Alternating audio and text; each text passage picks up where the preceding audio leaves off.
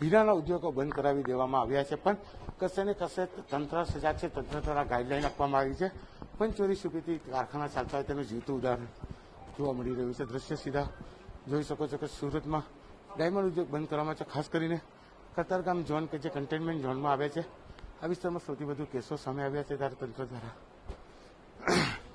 સૌથી વધારે કેસોને લઈને તમામ હીરા ઉદ્યોગ બંધ કરી દેવામાં આવ્યા છે. ત્યારે તમે દ્રશ્ય સીધા જોઈ શકો છો કે સુરતના કતારગામ વિસ્તારમાં જે રીતે હીરાની ફેક્ટરીઓ ધમધમી રહી છે તેને લઈને પોલીસ મહાનગરપાલિકાની ટીમો દ્વારા દરોડા પાડવામાં આવ્યા છે. નહીં દ્રશ્ય ઘણું બધું કહી જાય છે કે તમે જે પ્રકારે ડાયમંડ ઉદ્યોગ બંધ કરવામાં આવે છે, કન્ટેનમેન્ટ ઝોન હોવા છતાં પણ આ સમગ્ર જગ્યા પર હીરાનો ઉદ્યોગ ધમધમી રહ્યો છે. જોકે ગાઈડલાઈન પ્રમાણે તમામ ઉદ્યોગો બંધ કરવાના સરકાર દ્વારા આદેશ છે, ત્યારે ચોક્કસપણે જે રીતે ઉદ્યોગ ધમધમી રહ્યો છે તેને લઈને પોલીસ અને મહાનગરપાલિકાની અલગ અલગ ટીમો દ્વારા દરોડા પાડવામાં આવ્યા છે.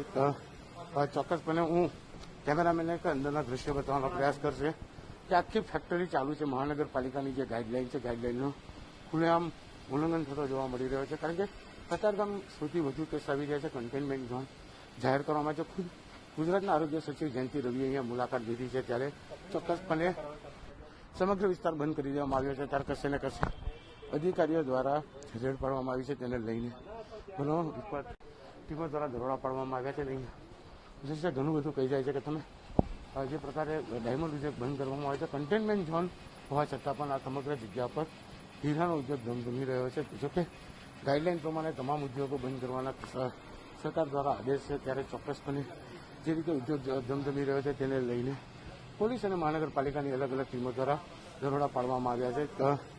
ચોક્કસપણે હું કેમેરામેનને અંદરના દ્રશ્યો બતાવવાનો પ્રયાસ કરશે કે આખી ફેક્ટરી ચાલુ છે. મહાનગરપાલિકાની જે ગાઈડલાઈન છે, ગાઈડલાઈનનું ખુલ્લેઆમ ઉલ્લંઘન થતો જોવા મળી રહ્યો છે. કારણ કે કતારગામ સૌથી વધુ કેસ આવી રહ્યા છે. કન્ટેનમેન્ટ ઝોન જાહેર કરવામાં છે. ખુદ ગુજરાતના આરોગ્ય સચિવ જયંતિ રવિએ અહીંયા મુલાકાત લીધી છે, ત્યારે ચોક્કસપણે સમગ્ર વિસ્તાર બંધ કરી દેવામાં આવ્યો છે. ત્યારે કશે ને કશે અધિકારીઓ દ્વારા રેડ પાડવામાં આવી છે, તેને લઈને ઘણો વિશ્વાસ થયો છે. ત્રિવેદી સાહેબ, કંપની ચાલી રહી છે. જે રીતે સરકાર દ્વારા કન્ટેનમેન્ટ ઝોન જાહેર કરવામાં આવ્યો છે અને અહીંયા હીરા ઉદ્યોગ બંધ કરવામાં આવે છે, ત્યારે કેટલાક માલિકો પોતાની મરજી પ્રમાણે પોતાના કારખાના ચલાવી રહ્યા છે, જેને લઈને પોલીસની ટીમ તથા એસએમસીની ટીમ જે હીરાના કારખાના આવેલા છે તે નંદુ ડોશીની વાડી તેમજ ગોતાલાવાડી વિસ્તારમાં તપાસમાં હતી, કન્ટેનમેન્ટ વિસ્તારમાં.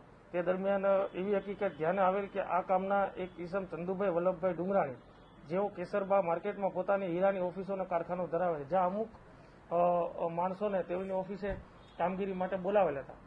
તે સ્થળે એસએમસીના કર્મચારીઓ તથા અમારા પોલીસના સ્ટાફ સાથે જઈ અને બહારથી લોક હતા, લોક ખોલાવીને તપાસ કરતા અંદર અમુક માણસો હીરાને કન્સલ્ટ કામગીરી કરતા હોય, જેથી એસએમસીના કર્મચારી હેમંતભાઈ પ્રવીણભાઈ પટેલ ના હોય તેઓ આ કામના હીરાના કારખાનેદાર ચંદુભાઈ વલ્લભભાઈ ડુંગરાણી વિરુદ્ધ કતારગામ પોસ્ટે ગુનો રજીસ્ટર કરાવે અને આ આરોપી હિસાબની કતારગામ પોલીસે ધરપકડ કરી છે.